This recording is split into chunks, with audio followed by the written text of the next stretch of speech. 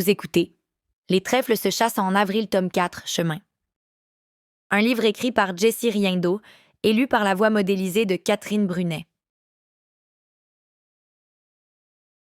Introduction. Ce sentiment, lorsqu'on sait jusque dans nos tripes que quelque chose cloche, c'est ce que j'ai ressenti en entendant la voix de Jordan au téléphone.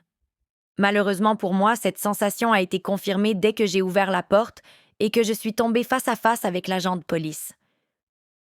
La vie nous réserve une multitude de surprises. Parfois on s'en doute, parfois nous en sommes agréablement surpris et parfois nous en sommes anéantis. J'imagine que nous devons traverser ces épreuves pour en grandir et devenir plus forts. La mort de Frankie a produit l'effet d'une bombe, une explosion démesurément triste, une explosion dévastatrice. Depuis, la confusion règne en maître dans ma tête. Plus rien n'est tangible, plus rien n'est clair, plus rien n'a de sens. Chaque respiration est douloureuse et parler, utiliser des mots, n'est même pas suffisant pour décrire ce que je ressens. On se croit dans un cauchemar et on refuse d'imaginer une seule seconde que c'est possible. Jusqu'à ce que... le voir dans le lit d'hôpital. Voir son grand corps étendu, ses yeux clos, sa peau pâle, ses blessures. Voir inanimé cet homme rempli de vie et de joie. Cela a produit l'effet d'une violente gifle. Entendre la confirmation officielle de la mort d'une personne, c'est irréel. À ce moment précis, une seule chose résonnait dans ma tête. Et si j'étais partie avec lui? Lors d'un après-midi à la plage, Zoé m'avait confié, à la suite de la perte de sa mère, que la douleur de la perte d'une personne nous étant précieuse équivaut à tout l'amour qu'on portait à cette personne. Comme une balance représentant l'amour et la douleur, elle s'équilibre toujours. J'avais saisi le sens figuré de son explication sans trop de difficulté, mais la chose à laquelle je ne m'attendais pas, c'était de le vivre à mon tour. Si ma peine était aussi douloureuse que tout l'amour que je portais à cet homme, la peine de Jordan serait d'une immensité invivable. Si la perte de Frankie provoquait un sentiment épouvantable d'impuissance et de tristesse dans tout mon être, pour Jordan, ce serait un véritable cataclysme. Comment faire pour se relever? Comment faire pour reprendre le dessus d'un tel chagrin? Le temps, j'imagine. Impuissant, mon petit farfadet observe le chaos s'immiscer dans son monde magique, ravageant toute trace de joie, d'amour, de rire et de beauté. Les fleurs se fanent, les flammes se propagent à une vitesse désarmante et tout perd en éclats. Il sait très bien que ce n'est qu'une question de temps avant que tout ne sombre dans la profonde noirceur. Il voit tous les habitants de son mode prendre la fuite pour sauver leur peau, mais lui, il refuse de partir.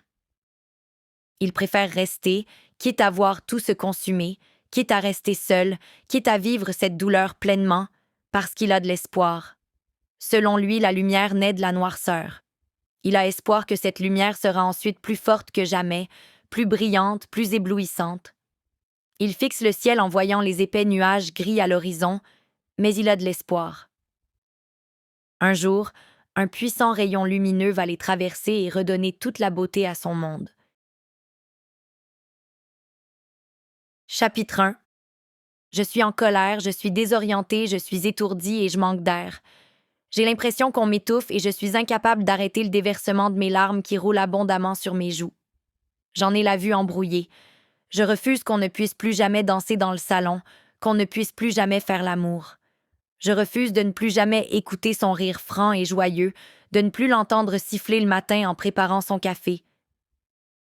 Je refuse de ne plus jamais voir ses longues jambes étendues devant lui lorsqu'il s'écrasait dans le divan.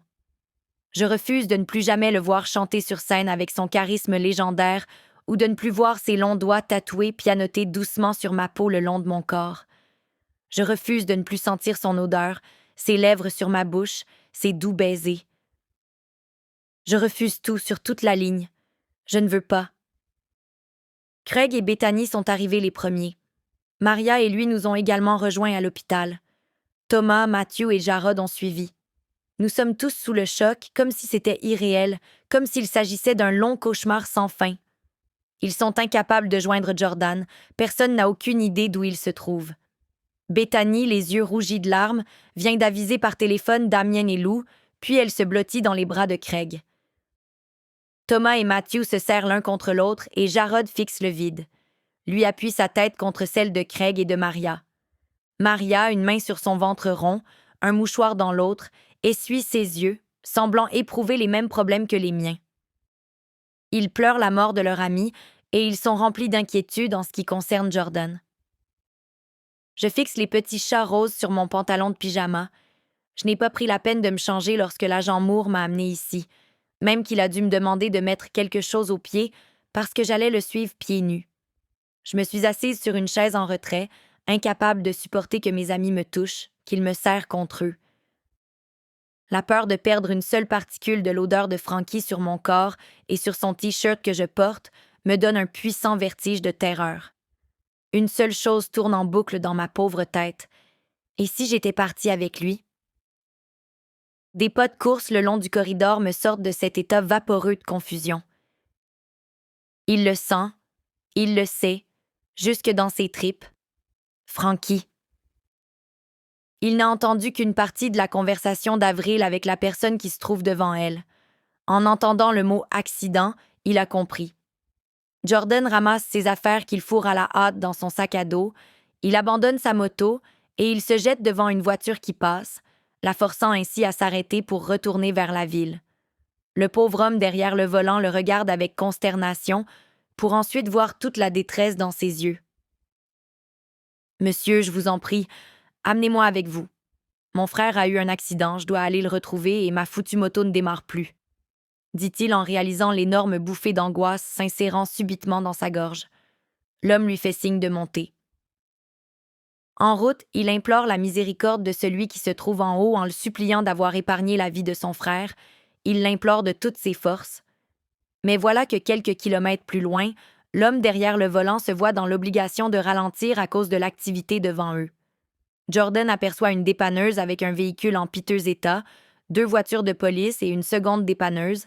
Un pick-up noir y est embarqué et le côté conducteur est enfoncé. « Arrêtez la voiture !» hurle Jordan. Le véhicule n'est pas encore immobilisé qu'il se jette en bas et qu'il accourt jusqu'aux dépanneuses. Il crie de toutes ses forces le nom de son frère. Jordan court aussi vite qu'il le peut, faisant abstraction de ses poumons qui brûlent. 2 policiers l'interceptent en tentant de le maîtriser. Jordan se débat en s'y opposant farouchement. Il doit le voir, il doit s'excuser, il doit lui parler, il doit voir les grands yeux de son frère qui lui pardonnent toujours tout. Les policiers ont toute la misère du monde à le contrôler. Il se débat vivement. « Monsieur, calmez-vous !» exige un des policiers. « Je dois le voir !»« Vous devez vous calmer immédiatement. Qui êtes-vous? »« C'est mon frère, c'est notre camion. C'est mon frère, Francisco Diaz. Laissez-moi le voir. »« Monsieur... » « Je dois lui parler, » l'interrompt Jordan. Il devait venir me chercher, ma moto. Tout est si confus dans son esprit, autant que la douleur qui lui comprime les poumons. « Frankie, tu avais raison, je suis désolé, » poursuit Jordan. Il crie si fort le nom de son frère que ses poumons menacent d'éclater. D'un coup, les policiers relâchent leur emprise. Ils le regardent d'un air triste. Jordan s'écroule sur le bord de la route en hurlant de douleur. Il a mal, comme il n'a jamais eu mal de toute sa vie. Un des agents de police prend la parole en s'accroupissant devant lui. « Monsieur, je vais vous emmener à l'hôpital, venez. » Une fois rendu devant l'hôpital, il entre en courant, même qu'il n'a aucune idée d'où il doit aller. Jordan ne prend même pas le temps d'attendre l'agent de police. Il court le long d'un corridor. Devant une porte close se tient un 3e agent de police et, plus loin, un autre agent accompagné d'un médecin qui tourne les talons à l'instant même. Il accourt aussi vite qu'il le peut, puis il fige. Ils sont tous là. Avril le regarde, elle a le visage trempé de larmes, puis elle met une main devant sa bouche en étouffant un gémissement de douleur. Elle porte le vieux T-shirt de Frankie. Ce T-shirt, c'était le sien, celui de l'université Berkeley. Frankie a toujours aimé le porter. Il disait que la couleur lui allait mieux à lui et qu'il se trouvait plutôt cool avec. Que les femmes étaient charmées parce qu'il leur faisait croire qu'il y avait étudié. « J'ai l'air d'un mec brillant avec ce T-shirt », disait-il en riant. Lui s'empresse de se lever et de le rejoindre, mais Jordan lève une main en guise d'avertissement. Son ami doit rester à distance. Il ne supporterait pas qu'on le touche. Un sillement continu se fait entendre dans ses oreilles. Jordan, Frankie est mort, lui souffle-lui. Non, c'est impossible. La culpabilité l'étouffe. Tout est de ma faute, lui. Jordan, c'était un accident. Je dois le voir. Où est-ce qu'il est? Lui baisse les yeux. Jordan. Où est-ce qu'il est? Jordan, calme. Je veux le voir, s'époumonne Jordan. Dites-moi où il est, bordel de merde. Très bien. Le soleil brille en projetant d'énormes rayons dans la chambre. Frankie est étendu dans le lit, les yeux clos, sa peau a déjà blêmi. Ses épais cheveux noirs sont enduits de résidus de sang, il semble avoir eu une impressionnante blessure à la tête. Jordan dépose une main tremblante sur le visage de son frère en l'implorant, pour ensuite lui crier de se réveiller. Il se confond en excuses, il voit flou, ses yeux sont inondés de larmes et il manque de souffle. Il finit par s'écrouler sur le corps de son frère et il éclate en sanglots. Plus rien n'a de sens. Chapitre 2. Ils sont 4 pour le sortir de la chambre. Jordan rage et il se débat agressivement. Les 2 policiers ainsi que Craig et lui font tout leur possible pour le maîtriser. Lui parvient à saisir le visage de Jordan en appuyant son front contre le sien et les 2 hommes pleurent. Toujours assise sur ma chaise inconfortable, stoïque, je regarde la scène sans bouger d'un poil malgré le désordre monumental sévissant devant moi. Du coin de l'œil, je vois Bethany approcher dans une ultime tentative de me consoler, mais je lève la main en guise d'avertissement. Je ne veux pas qu'elle approche et elle stoppe net son mouvement. Nous partons de l'hôpital sous le choc, dévastés. Matthew, Thomas et Jarod quittent les lieux ensemble, complètement anéantis. Comme nous tous d'ailleurs. Pour ma part, je consens à embarquer avec lui, Maria et Bethany. Ils viennent me reconduire à la maison. Jordan et Craig viendront nous rejoindre plus tard. Ils discutent à l'extérieur de l'hôpital avec les policiers. Jordan s'est calmé, dans la mesure où il a arrêté de vouloir saisir tout ce qui lui tombe sous la main pour le lancer. Avant d'embarquer dans la voiture, je suis saisie par la vue d'un banc extérieur. Je le fixe avec une envie grandissante de vomir. C'est celui où j'étais assise en compagnie de Frankie lorsque Jordan avait eu son accident de motocross. Mon envie de vomir se transforme en puissant sentiment de colère et de peine. Une fois rendue à l'appartement, je n'ai même pas connaissance du temps qui passe. On dirait que mon corps est là, mais que le reste est ailleurs. Il est avec Frankie dans ses grands bras. Il est dans l'odeur de Frankie sur moi que je protège obsessionnellement. Assise sur le divan, je suis là, sans exister vraiment. Je n'ai même pas prononcé un seul mot depuis l'annonce officielle. La mort devait être confirmée par un médecin, même si elle était évidente lors de l'accident. Frankie a perdu la vie sur le coup, percuté par un poids lourd n'ayant pas eu le temps de freiner devant l'accident qui s'était déroulé devant lui. L'impact entre la voiture et le pick-up de Frankie était un bête accident, un manque d'attention, une mauvaise décision. La voiture que Frankie tentait de dépasser était conduite par une vieille dame qui retournait tranquillement chez elle. La dame, elle, s'en est sortie indemne. Indemne comme le conducteur de la voiture ayant percuté l'arrière du pick-up et indemne comme le chauffeur du poids lourd. Frankie et Rocco n'ont pas eu cette chance. Un stupide accident dont il n'est question ni de conduite avec faculté affaiblie, ni même d'excès de vitesse. Un bête accident qui m'a pris mon Frankie, notre Frankie. Je l'ai vu étendu dans le lit, j'ai vu ses mains écorchées, sa tête enrobée d'un bandage imbibé de sang et ses épais cheveux noirs enduits de sang séché. J'ai vu sa peau dépourvue de couleur, de vie. Son tatouage dans le cou paraissait triste sur une peau aussi pâle. J'ai étouffé un cri de douleur et l'agent Moore m'a ramené sur la chaise dans le corridor en me tendant une main afin de respecter mon besoin de distance. Lui et Craig l'ont vu également. Ils se sont écroulés de douleur et de peine. Maria et Bethany sont restées dans le corridor. Elles en étaient incapables, tout comme Jarod, Thomas et Matthew. Je devais le voir une dernière fois. « Avril, regarde-moi. Préfères-tu que nous te laissions seuls? » me demande doucement lui. Je crois que j'ai perdu l'usage de ma voix. « Veux-tu appeler tes parents? » Est-ce qu'on peut faire quelque chose pour toi? Veux-tu venir à la maison? Veux-tu que j'appelle Lou? Jordan ne devrait pas tarder à arriver, poursuit-il devant mon silence continu. J'ai besoin de temps, à commencer par l'assimilation de ses mots, de mes yeux se relevant pour lui parler et de ma bouche qui s'ouvre dans le but de lui répondre. Sauf que les mots refusent de sortir. Une panique interne me submerge au moment même où la porte d'entrée claque bruyamment. Jordan apparaît, suivi de près par Craig. Du salon, je le fixe avec rage. Toute cette histoire, l'accident, c'est entièrement de sa faute. C'est impossible, c'est un rêve, un cauchemar. Il va entrer, il sera accueilli par son chien, pour ensuite retrouver Frankie et Avril au salon à chanter et danser, ou bien ils seront peut-être dans la cuisine au comptoir à savourer un bon repas, ou bien ils seront étendus dans le lit de Frankie. Il va les entendre rire, il va serrer son frère dans ses bras et s'étendre avec eux pour ensuite se réveiller. Et tout ça ne sera qu'un mauvais souvenir, se dit-il. En mettant la main sur la poignée, Jordan remarque que sa main tremble.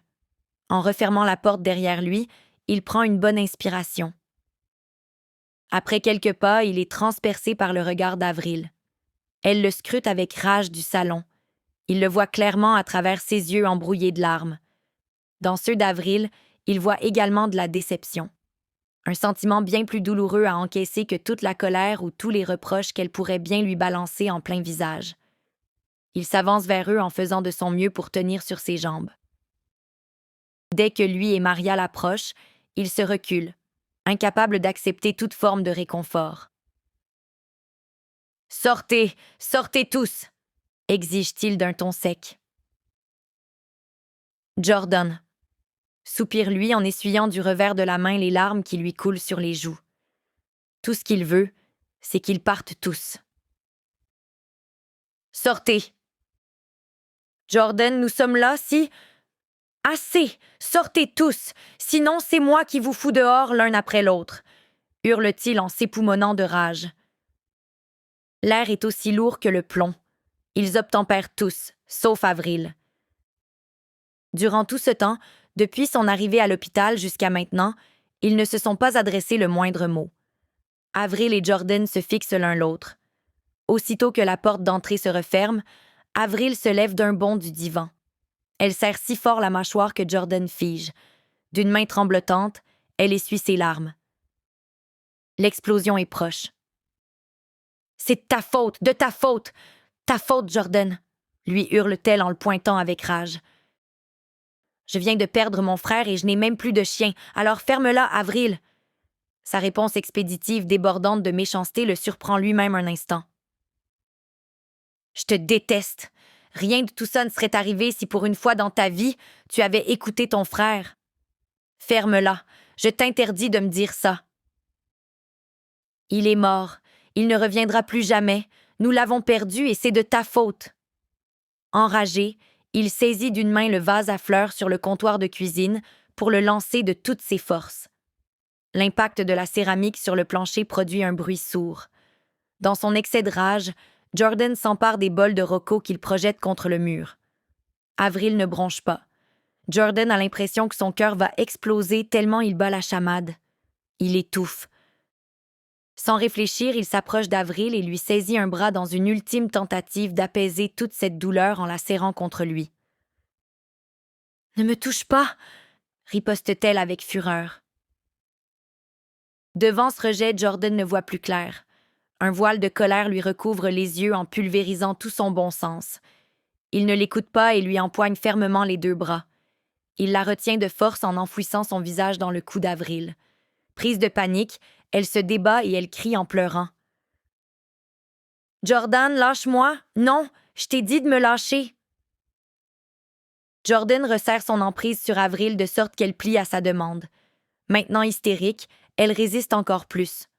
En colère, Jordan cherche la bouche d'Avril. Elle secoue de la tête pour l'éviter. Elle parvient à se libérer une main qu'elle utilise pour lui repousser le visage. En un clignement d'yeux, il revient à lui, perturbé et sous le choc, comme une bête sauvage, réalisant ce qu'il vient de faire.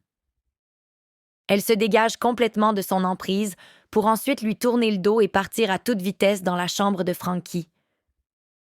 En plus d'avoir causé la mort de son frère, il est un monstre. Pris d'un puissant vertige en constatant ce qu'il a fait à sa Avril, il accourt pour ouvrir la porte. Elle est fermée à double tour. Paniqué, Jordan l'implore de lui ouvrir.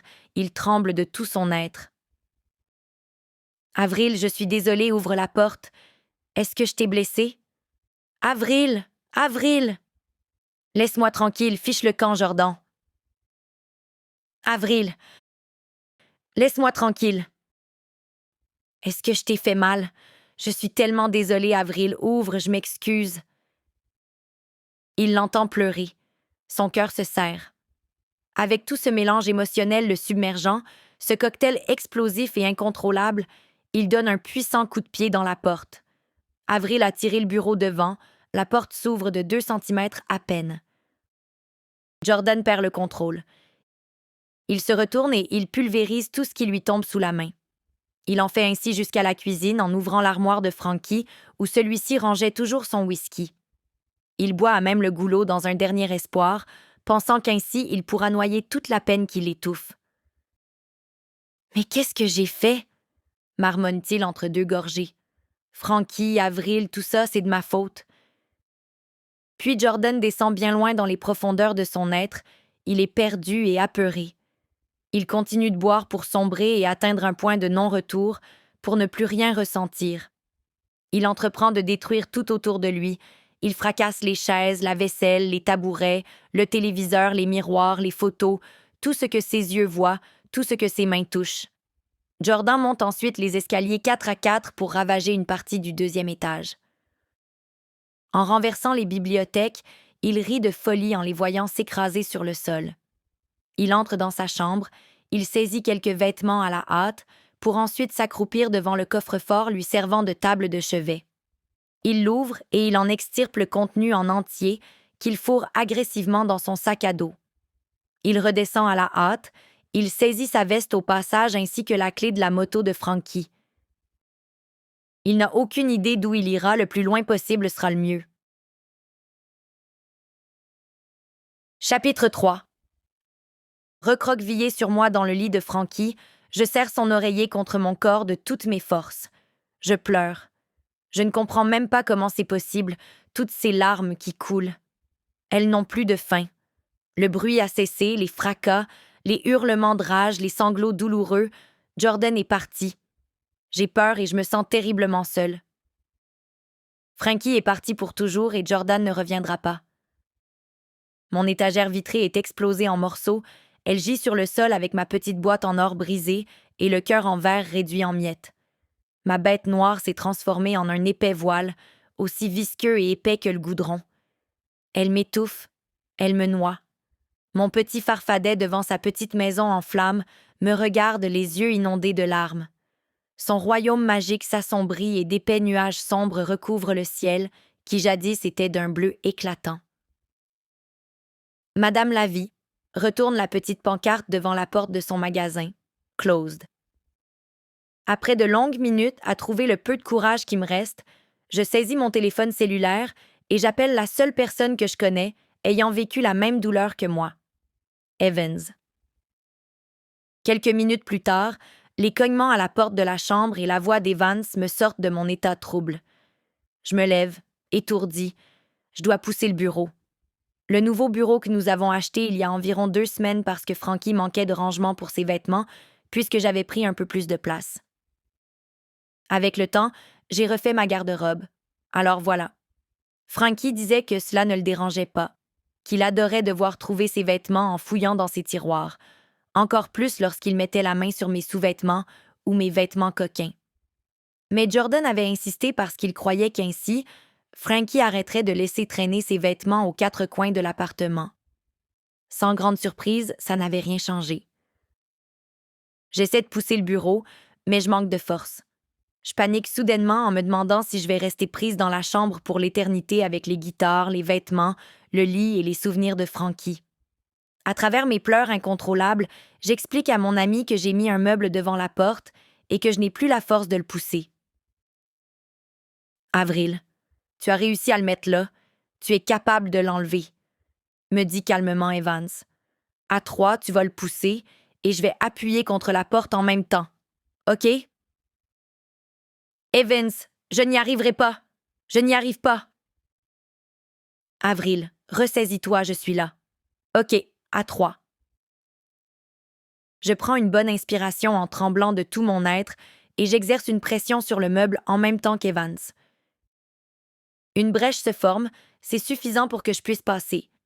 Je grimpe sur le bureau afin de rejoindre Evans de l'autre côté. Je me tiens devant lui, les bras ballants. Lorsqu'il fait un pas vers moi, je recule aussitôt. Je ne veux rien sentir d'autre que l'odeur de Frankie embaumant mon t-shirt et mon corps. Evans lève une main en me faisant signe de ne pas bouger. Il s'introduit dans la chambre de Frankie, puis il en ressort avec le drap du lit qu'il dépose sur mes épaules, en formant une bulle protectrice de cette odeur que je refuse de perdre. En comprenant tout l'amour et le respect de son geste, j'avance vers lui. Il m'ouvre ses bras et je m'y blottis en pleurant de douleur. Encore. À bout de force, je m'écroule sur le sol. Evans me tire contre lui en veillant à ce que je sois toujours enveloppée par le drap, et nous restons ainsi de longues minutes, peut-être de longues heures. Je n'en ai aucune idée. J'enfouis mon visage dans les tissus qui sentent Frankie et je ferme les yeux, épuisée. Chapitre 6. J'ouvre difficilement les yeux. Ils chauffent, ils sont secs comme le fichu désert. Ils sont représentatifs de mon cœur. Le jour est tombé. Je me relève difficilement.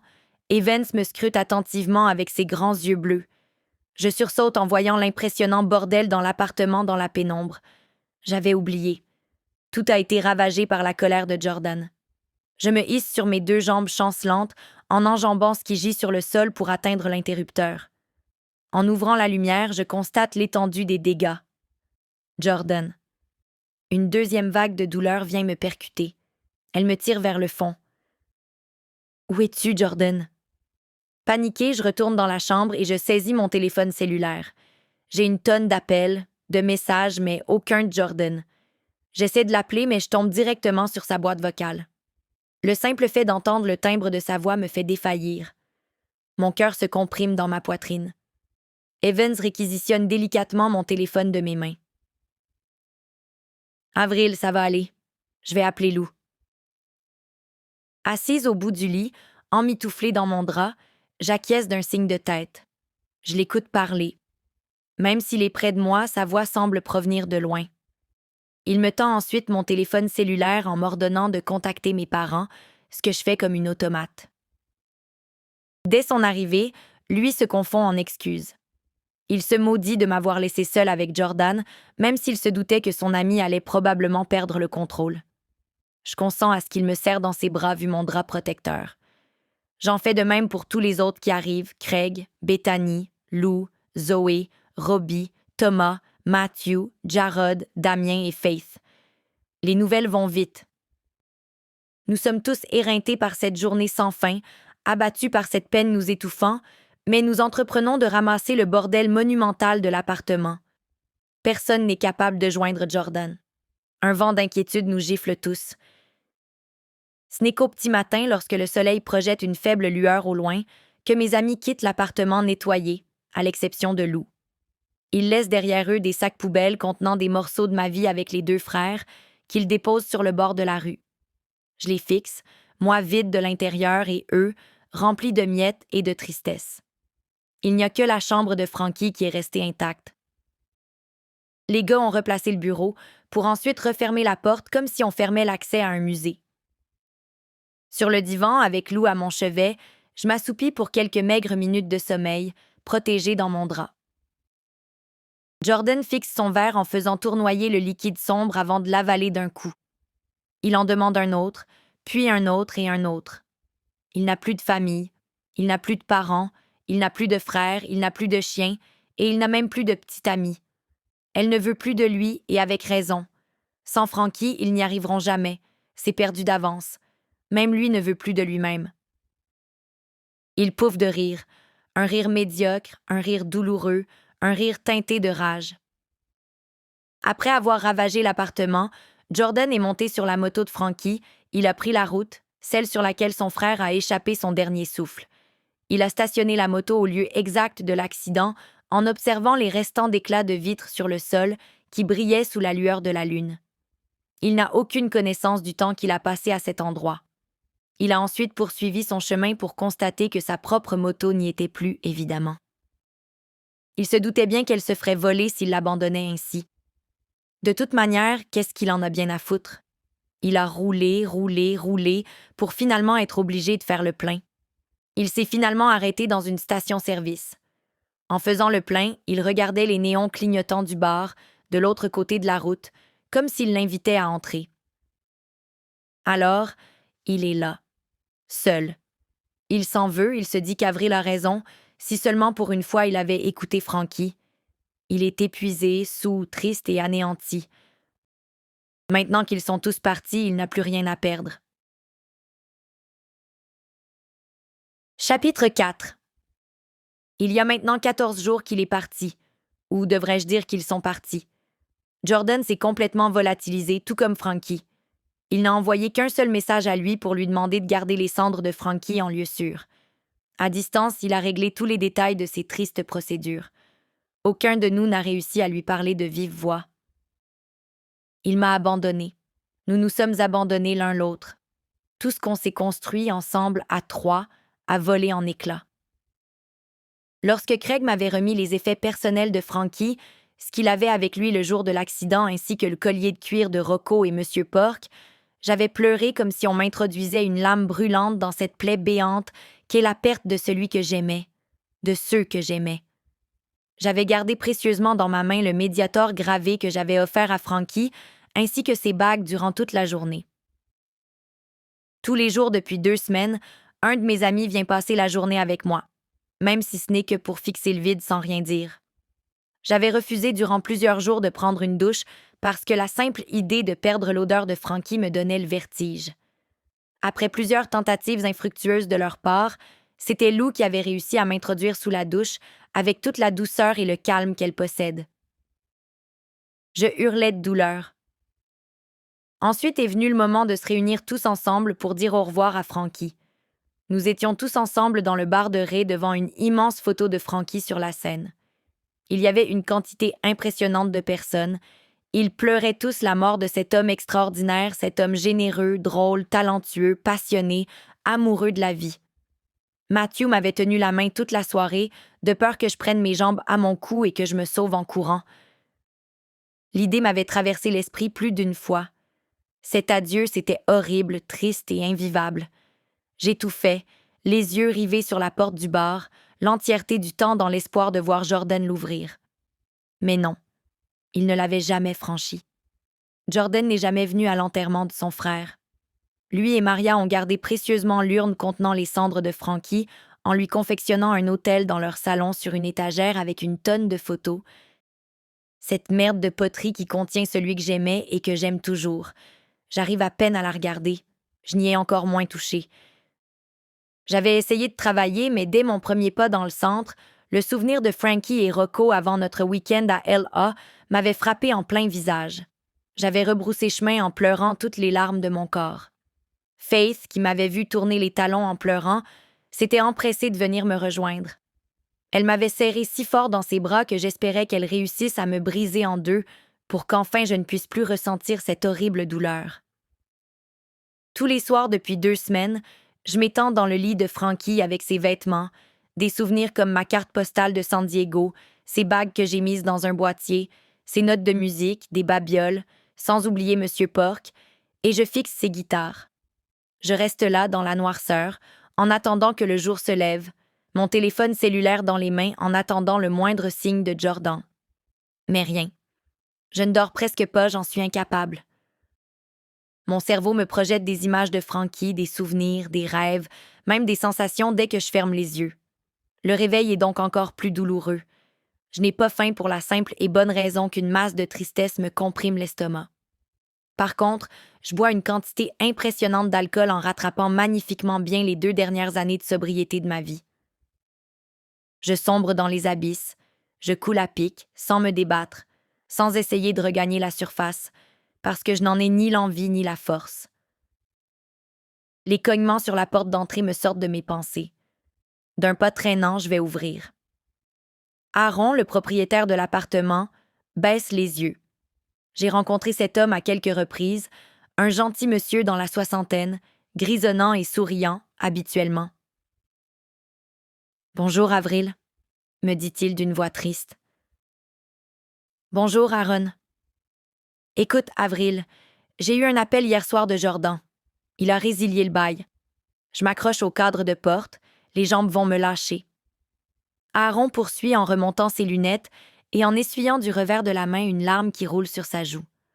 « Je suis sincèrement désolée, ma petite. »« J'ai combien de temps? »« Je peux te laisser 2 semaines ou 1 mois. Tu n'as qu'à me dire si tu as besoin de plus de temps. À moins que tu veuilles le louer. »« Non, je n'ai pas l'argent nécessaire pour rester. »« Très bien. Si tu as besoin d'aide, n'hésite pas. Je te laisse mon numéro au cas. Je ne sais pas si tu l'as. » Merci. Je regarde le bout de papier dans le creux de ma main en refermant la porte. Lui a libéré de l'espace au garage afin d'y entreposer toutes les affaires des frères Diaz dans le rangement adjacent appartenant. Nous espérons que vous avez apprécié cet aperçu. Pour continuer à écouter ce livre audio sur Google Play Livres, utilisez le lien dans la description de la vidéo.